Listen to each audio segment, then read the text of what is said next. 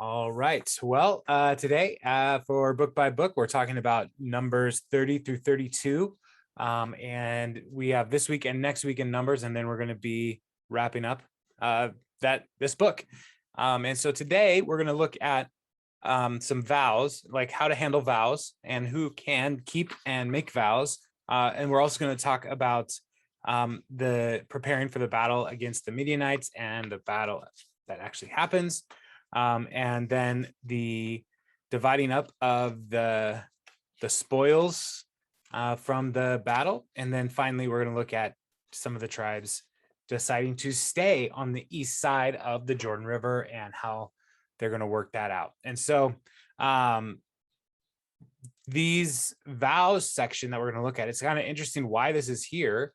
But I want to just point out something as we jump into this. Often vows were made in a preparation for battle. People would say, Lord, if you would help me win this battle, I will give you all of the spoils from the battle, or some kind of vow like that. Or Lord, I'm going to vow to abstain from something as long as the battle is going on, so that you would protect me. So it's a promise to the Lord. And so it makes sense why this vow section is happening here as the people of Israel are preparing for battle. But we'll talk a little bit about some of the different kinds of vows. And so let's just jump in. Verse 1.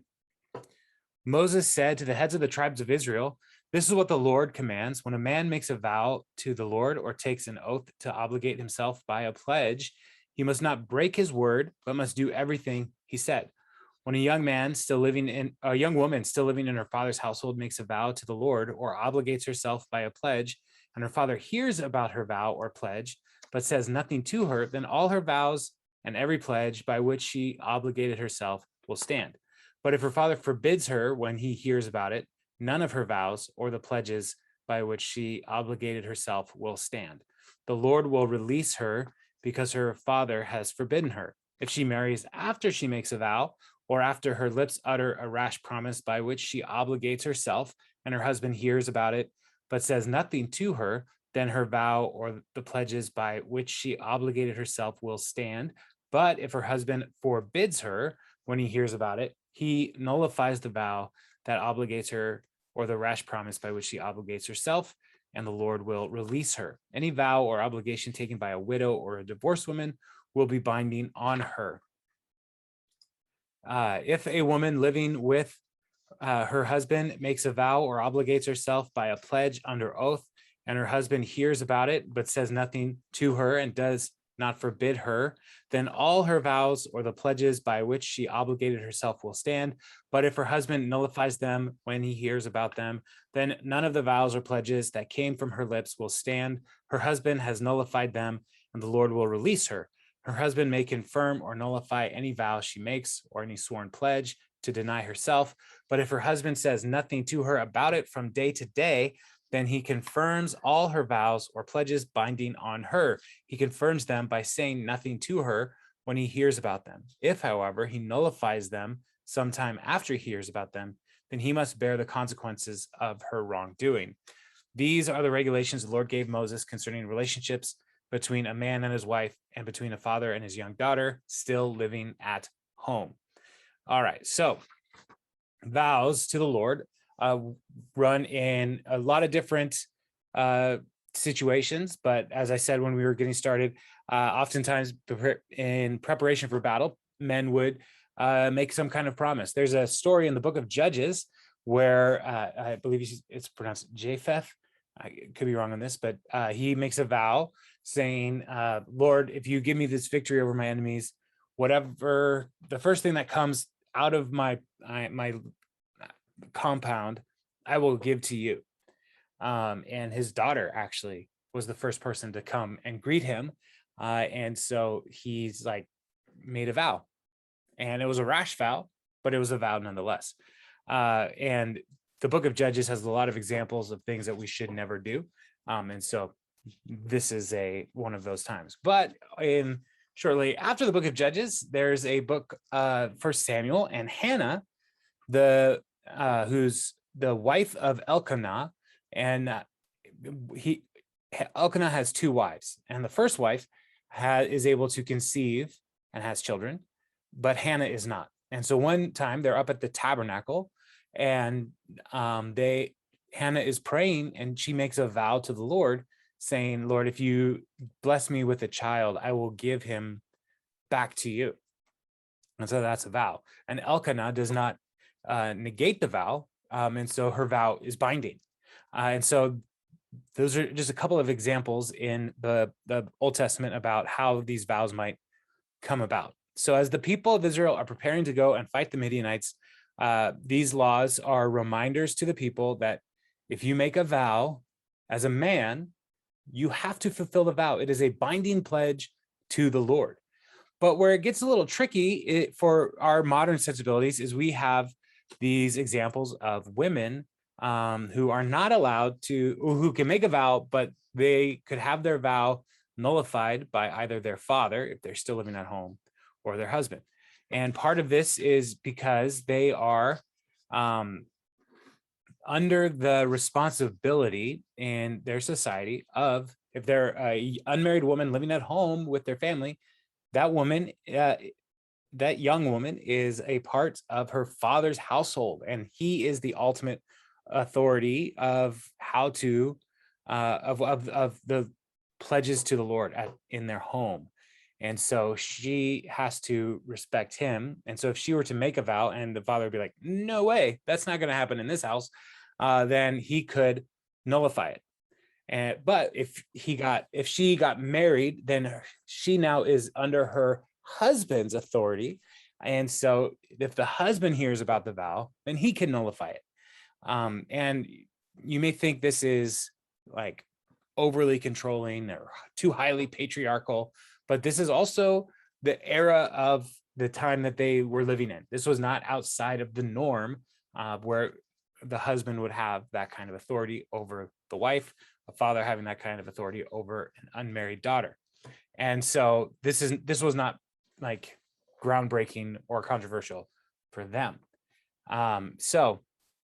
But if the husband or father hears about the vow and is like, "Okay, I'm not going to change anything," then that vow is binding. And even later, it says like if a young woman gets married and then her husband says later, after hearing about the vow, he lets some time go by, then he says, "No, let's not do this vow," then he has to fulfill the vow because he heard about it and he just let it go. That's not, God's like, "No, that's not cool. You had an opportunity to act earlier. And so the big exception here is for divorced or widowed women. And in this situation, like that woman does not go back under the authority of her father. She is an independent person, and she's able to make her own decisions and make her own vows. And so she's able to, she doesn't have authority over somebody that could nullify her vow. And these vows are more often than not a sign of the devotion that the person taking the vow is making to the Lord. And so what does this look like for us today? It could be a vow to serve, and just to say, "Lord, I'm going to give you my, like, a week of my vacation to go and serve on a mission trip." That's a vow. Or it could be a vow to generosity, to say, "Lord, I'm going to commit to you the tithe, or to give above the tithe," or those kinds of vows. And like, we in our modern culture, we don't take vows as seriously as the ancient cultures. But I would urge us to not enter into a vow too quickly. That Jesus, when he calls his disciples, he tells the disciples to count the cost, because they are entering into a vow-like relationship with Jesus. And if you are not able to count the cost before you take the vow, then you might renege on the vow. And that is worse than not taking the vow at all in a honor shame based culture like the ancient Near East. And so it's better to just not do the vow than to say, "I will," and then not do it. And so when we are thinking about some other vows, Paul talks about vows in First Corinthians. There's married couples who are taking a vow of abstinence of between husband and wife to not have sex for a period of time. And Paul says, don't let that go too long. Like, you are together. And so one person can't just say, I'm taking a vow of abstinence, and the other marriage partner be like, wait a minute, I wasn't a part of that. We didn't agree on this. And so Paul is urging unity in the household, to make sure that they are not just avoiding each other, but they're taking this vow of abstinence to devote themselves to prayer. And so any type of vow that we take with the Lord, whether it is I will abstain from something, or I promise to do something for the Lord's glory, it is something that we should do prayerfully and focus our devotion on the Lord during that time of the vow. Another vow that is going to come up in the life of Samuel, even in the Judges, is the Nazirite vow. And the Nazirite vow, anybody could take the Nazirite vow. We talked about it a couple weeks ago. And men or women could choose to be a Nazirite, but they would have to set time limits and parameters on the length of the vow, and then they would have to fulfill that time. And even if you remember back when we read about that if something happened that broke the vow, they'd have to start over.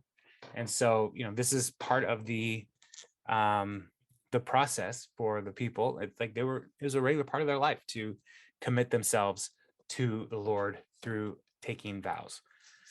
So before they go into battle, people might be making vows, making promises. And so these sections of laws are given here to say, when you make these vows, these are what you need to be considering.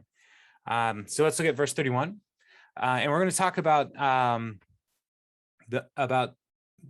basically violence, wide-scale violence against the Midianites here. And so again, this is not something that our normal is common, and it's hard to preach on passages like this, but it is something that the Lord called the people to do, to drive out the enemies of God.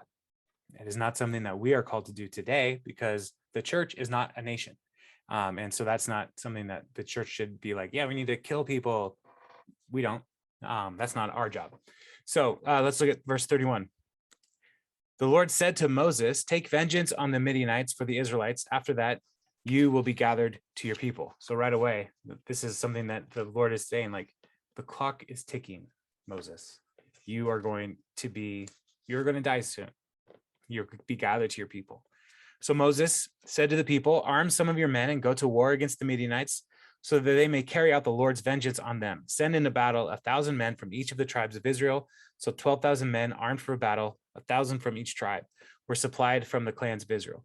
Moses sent them into a battle, 1,000 from each tribe, along with Phinehas and Eleazar, the priest, who took with him articles from the sanctuary and the trumpets for signaling. They fought against Midian, as the Lord commanded Moses, and killed every man. Among their victims were Evi, Rechem, Zur, Hur, and Reba, the 5 kings of Midian. They also killed Balaam, son of Beor, with the sword. The Israelites captured the Midianite women and children and took all the Midianite herds, flocks, and goods as plunder. They burned all the towns where the Midianites had settled, as well as their camps. They took all the plunder and spoil, including the people and animals, and brought the captives, spoil, and plunder to Moses and Eleazar, the priest, from the Israelite assembly at their camp on the plains of Moab by the Jordan across from Jericho. All right, so the Midianites are a confederation of tribes, not unlike Israel. There was no one place that was Midian. They were kind of spread out. There were some that were more nomadic than others, but there were some towns and villages and camps. All right, and so the Midianites are not going to just be gone now from the narrative of Scripture. They're going to come back, but these Midianites that are here, the Israelites are going to attack them and go to war with them. And so the people of Israel send out 12,000 fighting men, one from every tribe, except for the Levites, because they're not allowed to be a part of the army. And they bring the articles of the sanctuary, which is most likely the Ark of the Covenant, as a reminder to the people that the Lord is with them. So they're not bringing an idol. They're bringing really the footstool of the Ark of the Covenant, the footstool of God as the represented in the Ark of the Covenant. So they're bringing all that out to fight against the enemies of God.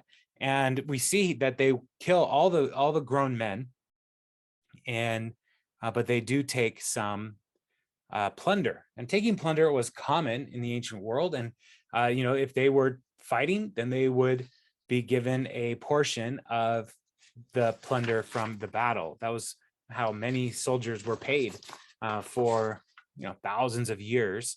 And they wiped out at least 5 cities where these kings would have been. But the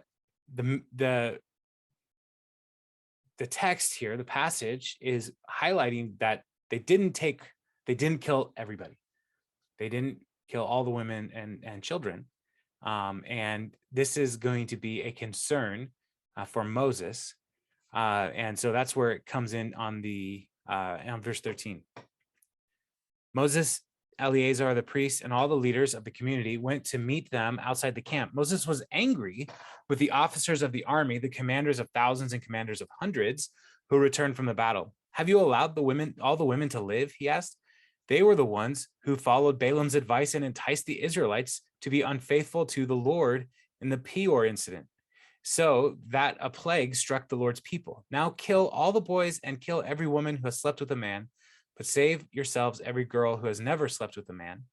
Anyone who has killed someone or touched someone who has killed must stay outside the camp 7 days. On the third and 7th days, you must purify yourselves and your captives. Purify every garment as well as everything made of leather, goat hair, or wood. Then Eleazar the priest said to the soldiers who had gone into battle, "This is what is required by the law that the Lord gave Moses: gold, silver, bronze, iron, tin, lead, and anything else that can withstand fire must be put through the fire, and then it will be clean, but it must also be purified with water of cleansing. And whatever cannot withstand fire must be put through that water. On the 7th day, wash your clothes, and you will be clean. Then you may come into the camp." Okay, so Moses goes out and he's like, why didn't you kill everybody? Which, like, we read this and we're like, whoa, Moses, this is really harsh. But when you read his rationales, like, you saved all these women, but the women of Midian were the ones who tempted you, people of Israel, to worship Baal and the Midianite gods and to engage in sexual immorality, and you're bringing them into your camp. And so Moses is like, you cannot do this. This will only lead to greater heartbreak later. And so while it is harsh to read this and hard to really accept in our day, but Moses is trying to protect the purity of the people, that they would not veer into worshiping false gods and idolatry. And so they kill every woman who has known a man and every boy, because the boys would potentially someday grow up to be soldiers who might want to fight against the people of Israel. And so they're trying to eliminate the enemies of the people of God. But they're able to keep the young women who are virgins from execution, and they probably brought them into their families. They gave them in marriage to other people in the people of Israel. It is, in our modern sensibility, this is hard. Every time I read this is hard to read, but this was not uncommon for the ancient world. And so the preservation of life here of these Midianite virgin women is what is uncommon. This would not be something that you would expect that to save any of these women, but they do. But before they are able to become part of the people of God, everybody and everything that is taken in plunder needs to be purified, because anything that touches a dead body is impure. And so all of the soldiers and their plunder has to wait outside the camp and do the purification rituals, as if you touched a dead body. And so it's a week-long purification process. And so they do that for themselves and for all of their plunder. And and then as they go on here in this next section, they talk about how they're going to actually divide up the plunder. And that's what verse 25 is about here. Excuse me. The Lord said to Moses, "You and Eleazar, the priest, and the family heads of the community are to count all the people and animals that were captured. Divide the spoils equally between the soldiers who took part in the battle and the rest of the community. From the soldiers who fought in the battle, set apart as tribute for the Lord 1 out of every 500, whether people, cattle, donkeys, or sheep. Take this tribute from the half share and give it to Eleazar, the priest, as the Lord's part. From the Israelite half, select 1 out of every 50, whether people, cattle, donkeys, sheep, or other animals. Give them to the Levites, who are responsible for the care of the Lord's tabernacle." So Moses and Eleazar the priest did as the Lord commanded Moses. The plunder remaining from the spoils of the soldiers took was 675,000 sheep, 72,000 cattle, 61,000 donkeys, and 32,000 women who had never slept with a man. The half share of those who fought in the battle was 337,500 sheep, which was the tribute for the Lord, was 675. 36,000 cattle, of which the tribute for the Lord was 72. 30,500 donkeys, of which the tribute for the Lord was 61. 16,000 people, of whom the tribute for the Lord was 32. Moses gave the tribute to Eleazar the priest as the Lord's part, as the Lord commanded Moses.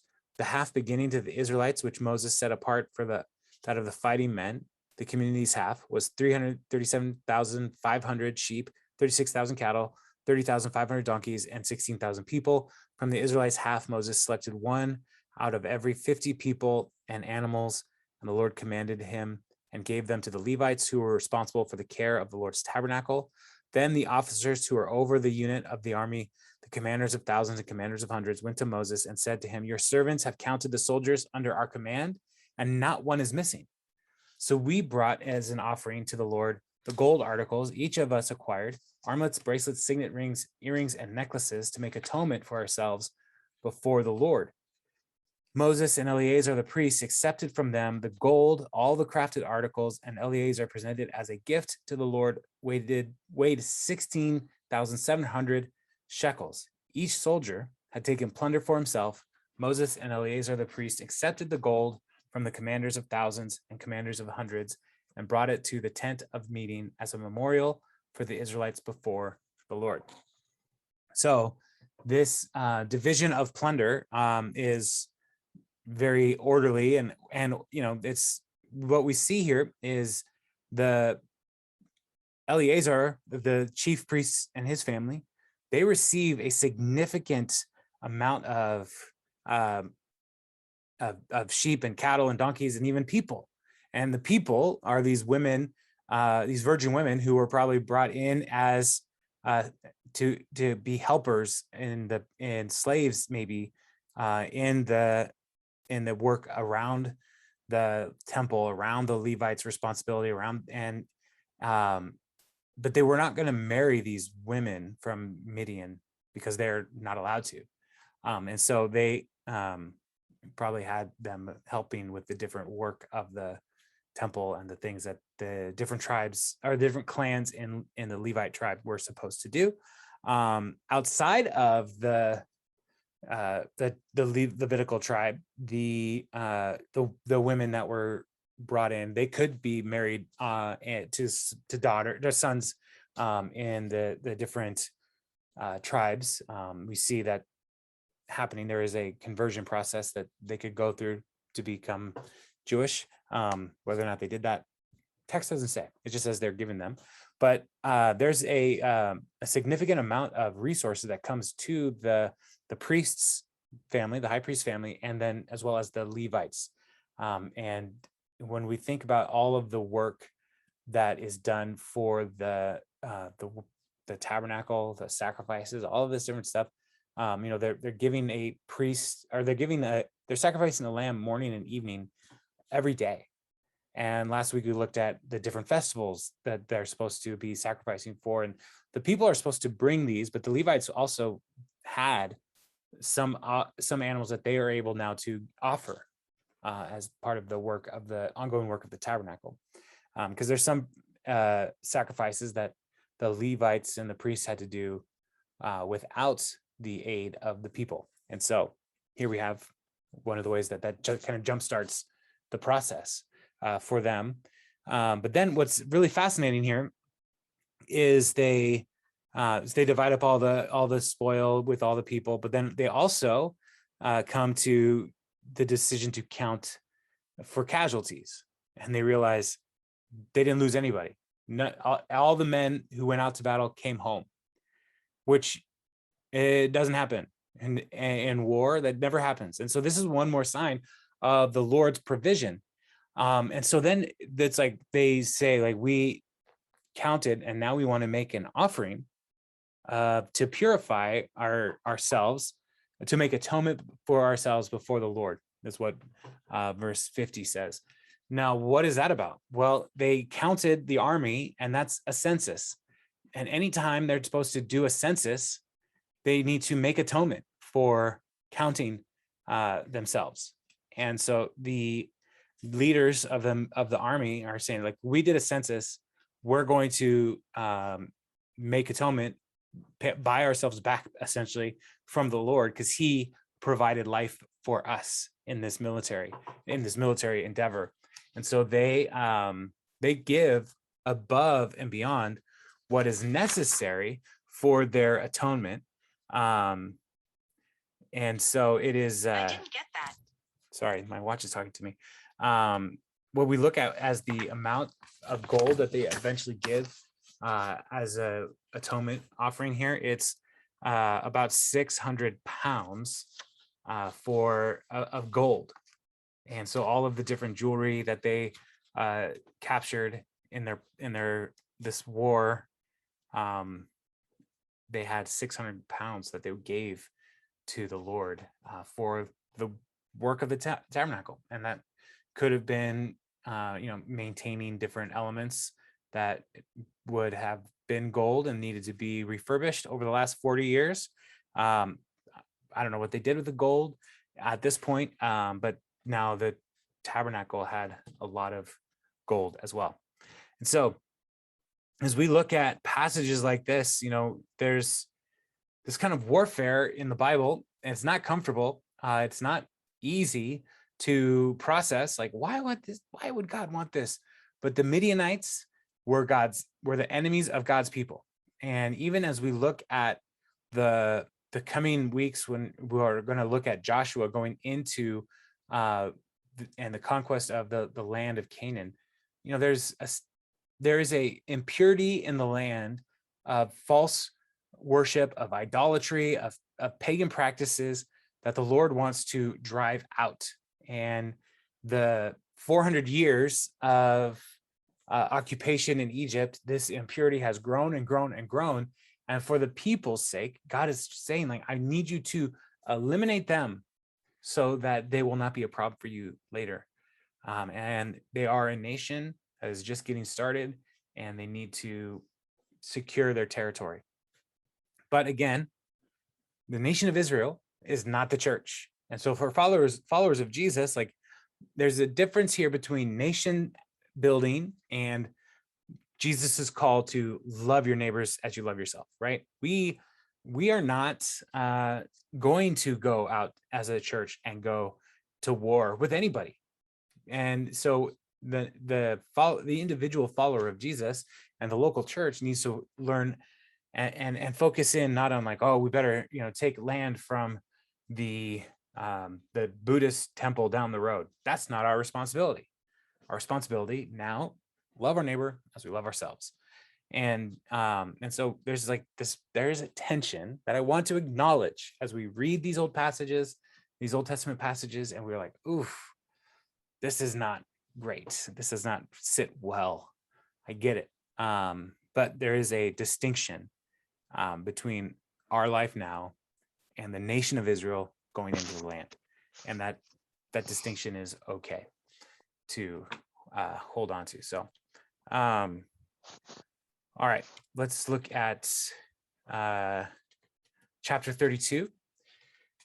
And I'm going to read a large section here because the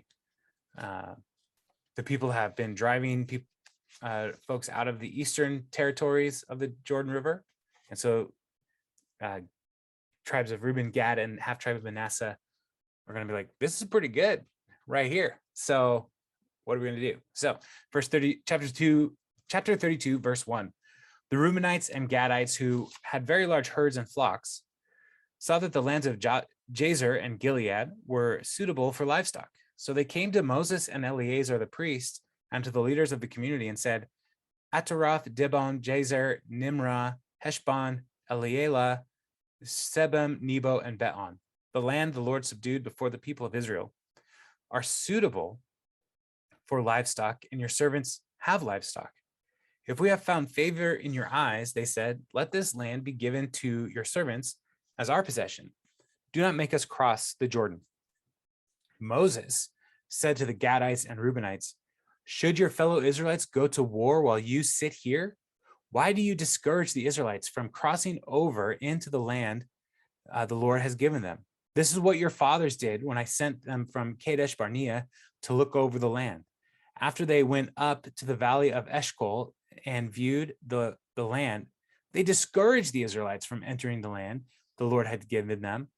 The Lord's anger was aroused that day, and he swore this oath, because they have not followed me wholeheartedly, not one of these people, not one of those who were 20 years older or more when they came out of Egypt will see the land I promised on oath to Abraham, Isaac, and Jacob. Not one except Caleb, son of Jephunneh the Kenizzite, and Joshua, son of Nun, for they followed the Lord wholeheartedly. The Lord's anger burned against Israel, and he made them wander in the wilderness 40 years until the whole generation of those who had done evil in his sight was gone. And here you are, a brood of sinners, standing in the place of your fathers and making the Lord even more angry with Israel. If you turn away from following him, he will again leave all this people in the wilderness, and you will be the cause of their destruction. So they come and say, look, we've got all these flocks, we've got all these herds. Now we just, after this battle, like we have all of these animals here, and this is good land, and we're ready to stay and make this our inheritance, which seems like a very reasonable thing now, but they have forgotten.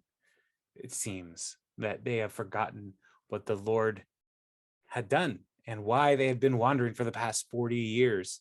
And so Moses is, understandably furious with their desire to stay in on the eastern side of the Jordan. He's like, when we tried 40 years ago to come in, the people doubted, and now you're going to try to do this again, to not be willing to go into the land that God is sending us to. And so Moses is very frustrated, very angry with them, because Moses, Caleb, and Joshua are the only ones who were there, who were old enough to remember what had gone on. And so now he's like, he can't believe it's happening all over again. And so how do they respond? Verse 16. Then they came up to him and said, we would like to build pens here for our livestock and cities for our women and children. But we will arm ourselves for battle and go ahead of the Israelites until we have brought them to their place. Meanwhile, our women and children will live in fortified cities for protection from the inhabitants of the land. We will not return to our homes until each of the Israelites has received their inheritance. We will not receive any inheritance with them on the other side of the Jordan, because our inheritance has come to us on the east side of the Jordan. Then Moses said to them, if you will do this, if you will arm yourselves before the Lord for battle, and if all of you who are armed cross over the Jordan before the Lord until he has driven his enemies out before him, then when the land is subdued before the Lord, you may return and be free from your obligation to the Lord and to Israel, and this land will be your possession before the Lord. But if you fail to do this, you will be sinning against the Lord, and you may be sure that your sin will find you out. Build cities for your women and children and pens for your flocks, but do what you have promised." The Gadites, and Reubenites said to Moses, "We, your servants, will do as our Lord commands. Our children and wives, our flocks and herds will remain here in the cities of Gilead, but your servants, every man who is armed for battle, will cross over to fight before the Lord, just as our Lord says." So they come back and say, "Well, we'll go and fight with you, but we want our families and our flocks to stay on the east side of the Jordan. So our warriors will go, and our home bodies will stay home." But not just that the warriors will go; they are claiming to say, "We will go first. We will lead the vanguard in our attacks against our enemies," and this is pleasing to Moses. And they also say, "We want this to be our inheritance. All the other tribes can take the inheritance from the land. We don't want to take anything from them, and we're not going to take any plunder from those different towns as they go and conquer place by place." And they are making this promise to Moses and to the Lord. And so earlier we talked about vows, and here we are in a place where they are making a vow of a sort, saying, we want to do this, stay here, and we're going to make a vow that we will go with you on the other side and fight with you. And so this is acceptable to Moses. But then Moses, in verse 28, then Moses gave orders about them to Eleazar the priest and Joshua son of Nun, and to the family of the Israelite tribes. He said to them, "If the Gadites and Reubenites, every man armed for battle, cross over the Jordan with you before the Lord, then when the land is subdued before you, you must give them the land of Gilead as their possession. But if they do not cross over with you armed, they must accept their possession with you in Canaan." Now, why is Moses? There's a shift in tone here in what Moses is saying. If you do recognize it, not if they will go with us. Moses is saying if they go with you, because Moses knows that he's not going into the land either. So he's talking to it started with just the leaders from Gad and Reuben, and now Moses is taking it to the nation and the leaders of the nation, saying, "Look, they're promising to go with you." And the Gadites and Reubenites answered, "Your servants will do what the Lord has said. We will cross over before the Lord into Canaan armed, but the property we inherit will be on this side of the Jordan." Then Moses gave to the Gadites, the Reubenites, and the half-tribe of Manasseh, son of Joseph, the kingdom of Sihon, king of the Amorites, and the kingdom of Og, king of Bashan, the whole land with its cities and territory around them. The Gadites built upon Dibon, Aratoth, Eror, Aratoth, Shopon, Jatzer, Jogbaha, Bet Nimrah, and Bet Haran as fortified cities, and built pens for their flocks. And the Reubenites rebuilt Heshbon, Elealeh, and Kiriath-Taim, as well as Nebo and Baal Meon. Those names were changed, and Sibmah.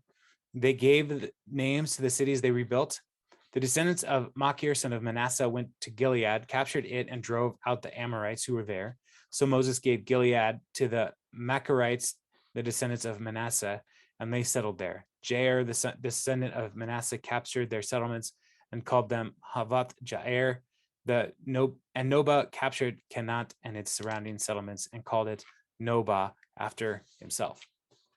So this agreement is struck between the different tribes, and then the people of Gad and Reuben and the half of the tribe of Manasseh, they get to work in conquering the rest of the cities that need to be conquered to be able to move in and protect their family as they go to their warriors go to battle in Canaan. And so there's a bit of process here that's happening that they're working through. And so one of the challenges here with the history or the future that we're going to see for the people of Israel, there will be drifting between the tribes. and the tribes on the east side of the Jordan will drift away, and they're actually going to be concerned that the people on the west side of Jordan will forget that they are also Israel. And so they build a little monument to remind the people, like, hey, we're with you. And so that's going to be a part of the process. And when the people from the west side of the Jordan see the monument on the east side, they're gonna be like, who do you think you are? And so there is a conflict that happens. But they come back and they say, we're with you. We're not trying to be anything other than with you. But continue through the narrative of Scripture, and we see that these tribes on the east side of the Jordan are the first to fall away into idolatry. They're the first to fall away and to be taken in the captivity because they are on their own. They don't have the natural defense of the Jordan River and the mountains on the north and south of the Jordan that would have protected people. They're at risk. And they chose this risk because they saw the immediate gratification and satisfaction in the land that they were in. And then as I was preparing for this, I was listening to a couple different teachers walking through these passages, and both of them, you read through these passages and you're like, how does this apply to Christians today?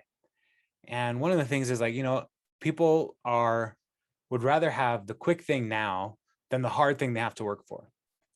And when it comes to our own faith, there are times where people would rather just stop where they feel comfortable than to continue to press in to the things of God that would challenge us, that would stretch us, that would bring us farther into greater levels of faith, greater levels of relationship with the Lord. But too often people hold back and stop. And so while it's not a perfect parallel here between these three portions of the tribes and our Christian faith, there's a principle that we can hold on to say, you know what, if God's calling us to something, the better thing is to pursue what he's called us to than to stop short and say, this is enough. Because there's always more that God wants to bless his people with. The inheritance of the Lord is good, and we should do what we can to put ourselves in a place to receive that inheritance. So that is Numbers 30 through 32, and we'll finish up Numbers next week, 33, 34, 35, 36. We'll finish that up, and then we'll be in Deuteronomy, which will be a long speech from Moses to the people. And I love Deuteronomy. It's full of reviewing the Lord's history with the people, the law. It's good. So, any questions on these three chapters that we read tonight? Any questions?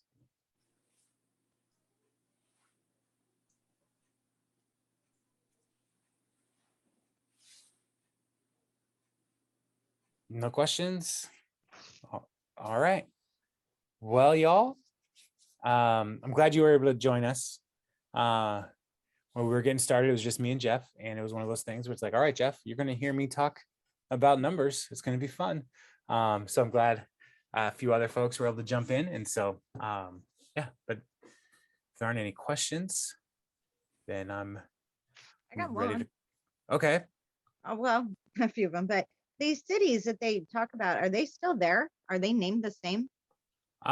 Some of these cities may have been discovered. One of the busiest archaeological realms or zones is the Middle East, around Israel. And a large part is because people are curious about if the narrative of Scripture is historically accurate.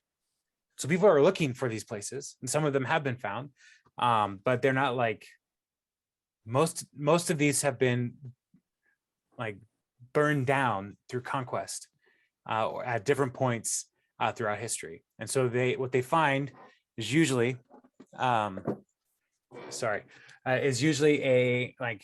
foundation of the wall, or they'll find a building that has a bunch of like broken pottery and some fragments of different documents and that kind of stuff. When I was in college, one of the most interesting classes I took was biblical archaeology. And we read this book, The Stones Cry Out by Randall Price. And so if that is something that you are interested in, learning more about the archaeology of the ancient Near East and the land of Israel, this is one of those resources that has a lot of just interesting things. So like, let me show you a picture. Like this is usually what they find, this kind of stuff, which we look at it and we're like, that's a bunch of garbage. Mhm. But for an archaeologist, it's like, look at how awesome this garbage is. This garbage is telling us something. And so this was the piles of clay tablets which once comprised the royal archives of Eblaite Empire. And I'm not entirely sure where Ebla was, but it is part of the Assyrian Empire. I found it. So yeah, so there's different things that they have found. And yeah, this is a great, I don't know if this book is still in print, but The Stones Cry Out is a good resource. Also, if you really want to get into the weeds on the ancient Near East, this book, A History of Israel by John Bright. This is, I think there's a 5th or 6th edition now. This is the 4th edition. This talks about a lot of the nations around Israel. So it's not just about Israel, but a lot of the nations around Israel during the time of the Exodus. So yeah. And also this is a much more conservative writer. John Bright is less so, just as a heads up. Just if you're reading that, it's like Jason recommended this guy who doesn't really believe Israel is Israel. I did not recommend a guy who doesn't believe Israel is Israel. I am saying John Bright wrote a lot of stuff about the time of ancient Israel. So yeah. So I mean, it's out there. People are finding it. Jericho, they found Jericho, and there's a lot of mystery around the different layers of Jericho, because it is clearly built in stages. And so what's that about? Yeah, so interesting stuff. Cool. Yeah, any other thoughts, questions?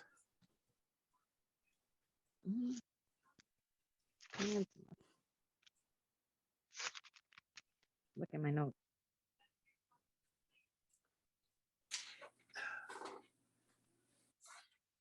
No. All right. Well, yeah. Names that they use. I mean, do these names that they have in the Bible, do they still use those kind of names in their language and stuff today?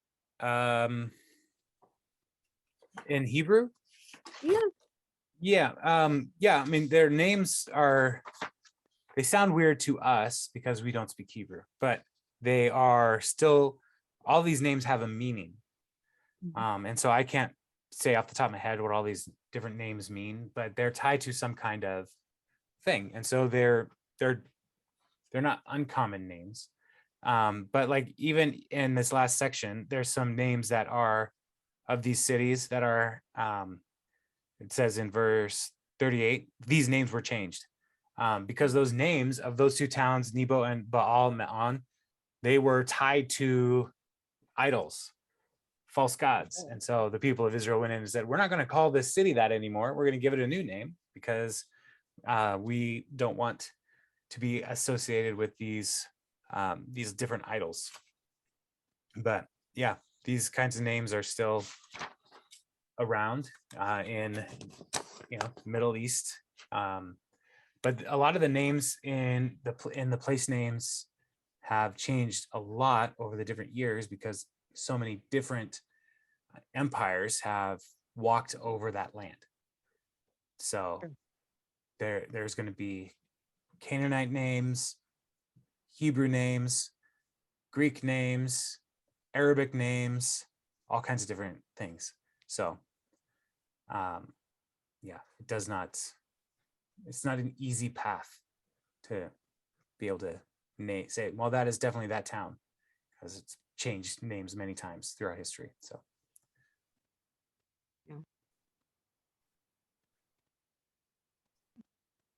yeah. All right. I'm still baffled. I'm not baffled, but mind boggled. Before he calls him to battle, and remember before a couple weeks ago, I was like, calls them to battle and they don't know battle. So how did they learn? Miraculously, did they all just wake up and know how to battle? Well, they have been they've spent 40 years now in the wilderness.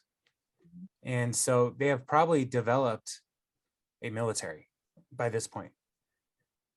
Yeah. And so they probably, have some training that they have developed.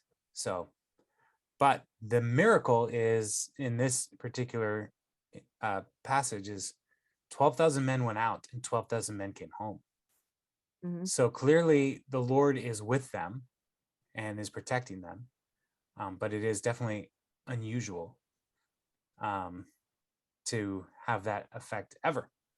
Like I've never heard of a battle of like this, an ancient battle like this, that there were no casualties on one side. So the Lord is doing many miracles among them. It just seems like with every time he asks them to do something, it's totally blind faith. I mean, the whole walking through, the walking through the Jordan, walking through the parting of the Red Sea on dry land. They had to keep on going and doing it. Same with this. They had when they were called to battle, they just had to ante up and go do it. Yeah. Yeah. And for the Red Sea generation, that was a huge step of faith, but that generation died in the wilderness. And so the next generation, their step of faith is walking into the Jordan River. And when we get to Joshua, and we'll see like the priests go first with the ark. They're carrying the ark. They walk into the river and the river stops. It piles up behind them. It's pretty amazing. So, but God has taken care of them all along the way. So when we get into Deuteronomy, God is going to remind the people, like, you lived in the wilderness for 40 years and your shoes never wore out and you never went hungry. I've been taking care of you. Trust me, I will continue to take care of you. So, yeah. See the parallel here, how you were talking about how some people stagnate in their faith and then you never move forward. Same thing with this, with Israelites. They couldn't stagnate, otherwise it was death for them. Yeah.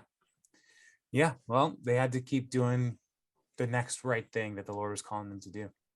But which is not easy. No, I'm gonna be honest. Yeah. Faith is trusting that Jesus has accomplished everything we need. It is easy to agree with. The faith is living it out, letting him change and transform us. And that's the hard part. But it's the Spirit of God working in us that helps us to do that. So when we feel like we don't have the faith to keep going, that's when we need to pray even harder. Lord, I need you today. So. Could you repeat that? A phone call came in just as you were talking. Oh, when we are following Jesus, the faith that when we feel like we can't do it on our own strength, that's when we need to pray and ask the Spirit of God to give us the strength we need day to day. Amen. Yeah. And that's one of the reasons why the Lord's Prayer, Jesus says, "Our Father in heaven, hallowed be your name. Your kingdom come, your will be done on earth as it is in heaven. Give us today our daily bread."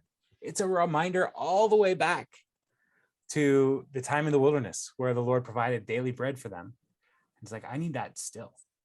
I know I don't need like a slice of bread from heaven every day.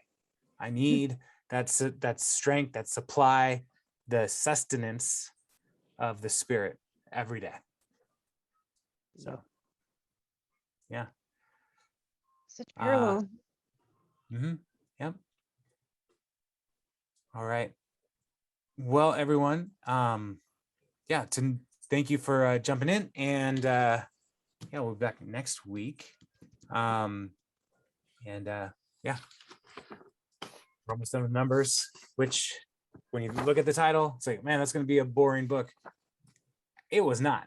I love Numbers, so it's got a lot of exciting stuff in there. So, but all right. Well, I will see you all next. Some of you Sunday, and everyone. I'll be there. Oh, I'll be there too, Jeff.